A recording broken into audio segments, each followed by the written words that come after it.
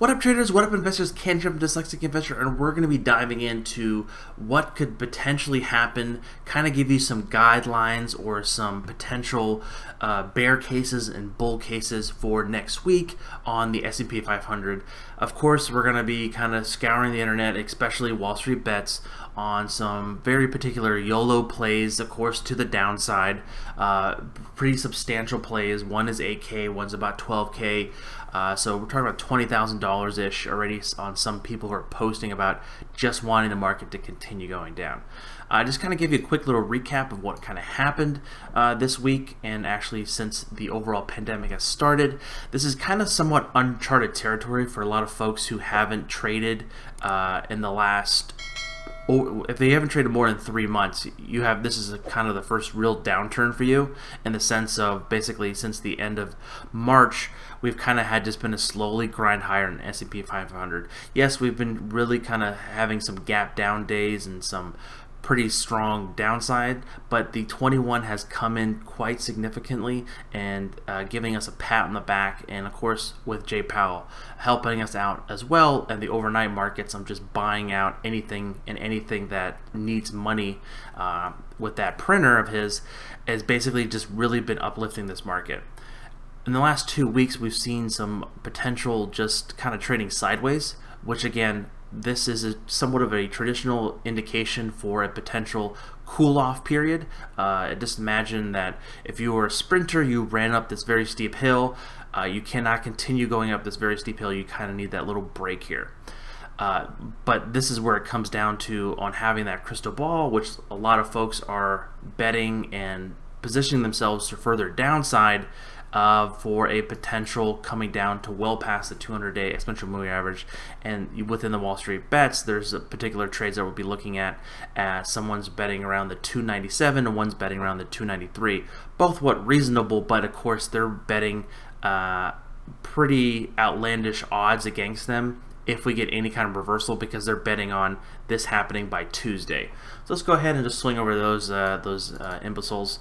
That being said, this guy, the very first one here, is basically saying, kind of sums up everything, because I have love making impulse decisions. Of course, just throwing 8K out the window, not giving a WTF, and just thinking that he can just print money, and just these options are just going to give him what he wants and give him the ability just to casually just make these bets. Again, spreading out his bets between 3 different puts here as well. Again, not giving himself much time, expiring on the 29th. That's going to expire really fast. Again, that's on a Tuesday as well. And then we have another individual here who is it gave us more of a screenshot, which is great. Thank you. Appreciate that, my friend. We also going to give him a little thumbs up, as well as his battery is charged, so he's actually plugged in when he put the screenshot in. So kudos to him on being proactive on that. But this individual is betting up nearly 12K some puts on he's buying one single put here at 115 of them at the 293 strike price for the also expiring. Oh, this one's expiring the 30th, so he's giving himself just slightly more days on this one. He's up just so slightly. Again, $1,600, 12-ish%, which is substantial if this was a normal stock position.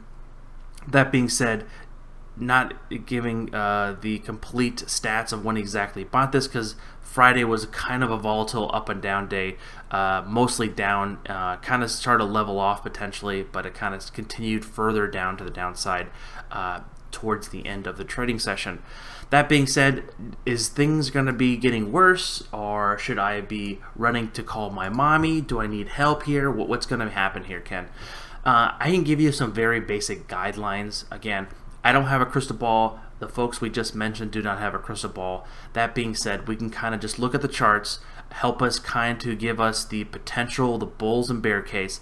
So let's go ahead and do that. So again, S&P 500 just been trading sideways here. We're actually going to draw a nice little rectangle box here, kind of just highlighting that pattern. Again, this has happened before. This is nothing new when things kind of cool off.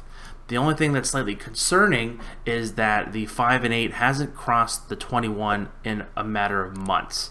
this is a concerning, this is a very momentum driven moving averages, the 5 and 8 exponential moving average kind of cutting into the 21. So again, I'm guessing that these Wall Street bets are in tune with that. I'm going to give them the benefit of the doubt that they are understanding the charting process and they have some fundamental knowledge or thing behind it, rather than just saying, "Yo, bro, you only live once. Let's roll these puts." Anyways, I hope you guys pick up my satire. That being said, we can go look here again. The 5 and 8 crossing through the 21. The 8 hasn't, in complete theory, crossed through the 21. So if you're a pure chartist, you're still kind of good in the hood, they say, for a potential bounce here.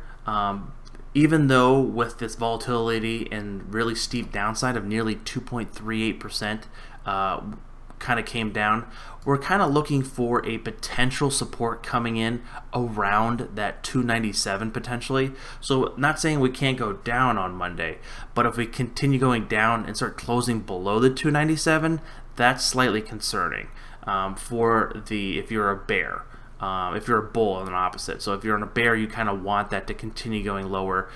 The only thing is that we have the parabolic SAR dots, which is these little purple dots you can barely see here, kind of crossing here. With also the 50-day exponential moving average crossing through the 200 is also a fairly good sign. The RSI is not printing lower. It's kind of just stagnant around 45 to 50. The volume oscillator did go slightly negative here at negative 2.2, which is nothing as well as too concerning. This can go a little bit lower, but if it starts hitting the around negative 25 to 30, that's going to be slightly concerning, potentially even to negative 40. Again, that very large downward movement. And as anyone knows who's been trading more than 3 months than these Robinhood folks, is that it's usually a staircase higher and an elevator lower. So for anything to be building up, things don't just rocket up unless it's a Tesla or a Nikola Motors, which we're going to be doing a video on that tomorrow, on their potential opening up their reservations for those trucks. Anywho, let's get back to this subject here.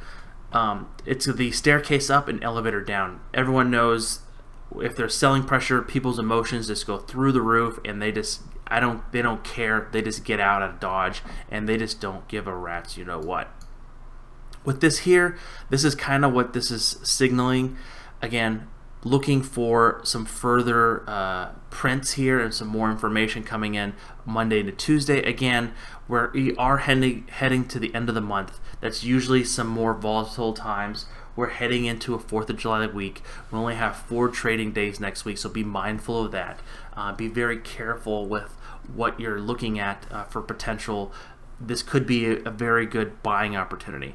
We're not going to be talking about Carnival Cruise Lines or American Airlines. This is going to be discussing more enriched stocks that we want to be looking at. Again, for the potential downside to potentially hit around the 297, if it starts breaking that could be concerning.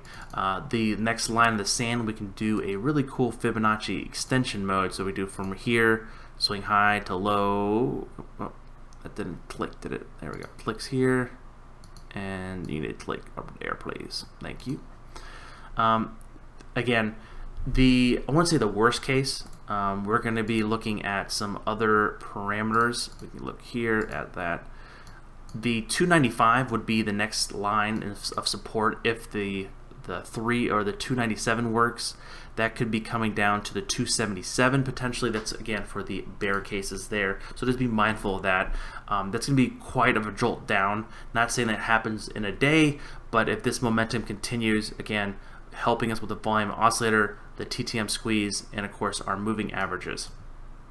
For the bull case, we're going to be looking again for it to hold above the 200 and close above it.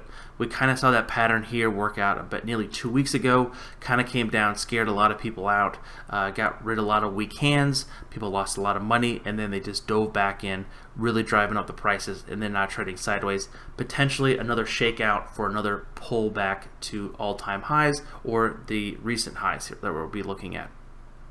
with the 5 and 8 starting to cross back up, again, it's going to be very important to kind of start getting above that 34. So we need to really close above 303 to kind of see this kind of come into work. Would love to see it close above the 206 to 207. I'm sorry, 306 to 307 for those higher prints. Again, for the bear case, you're going to start coming below here, start breaking the 297. Again, that could happen intraday, but what we focus on here on this channel is on the daily chart and really looking at where that is closing as to kind of give us a better perspective of what's happening. We're going to be getting a lot of information Sunday evening when the futures open up at 6 p.m. Eastern Standard Time. We're probably going to see some volatility come in there because again, what I've seen over my years trading the market and investing is that majority of times you do not bottom on a Friday, because again, a lot of people could have missed out on this. People are going to be repositioning before going to 4th of July. There's going to be a lot of things involved. So I believe Monday, potentially even Tuesday, is going to be a very significant time to kind of see what's happening with the overall market and where we could be going from there. Again, guys, thank you so much for watching. Please don't forget to like and subscribe. If you're interested on joining our fantastic Discord, go ahead down below. We have a description, link in the description below. We also have a Patreon page if you want to go there directly support the channel. Greatly appreciate that. And we also have an affiliate link to Tastyworks, which I use for trading my options strategies. Again, guys, thank you so much for watching. I'll catch you guys on the flip side, potentially on the live trading on Sunday. Later.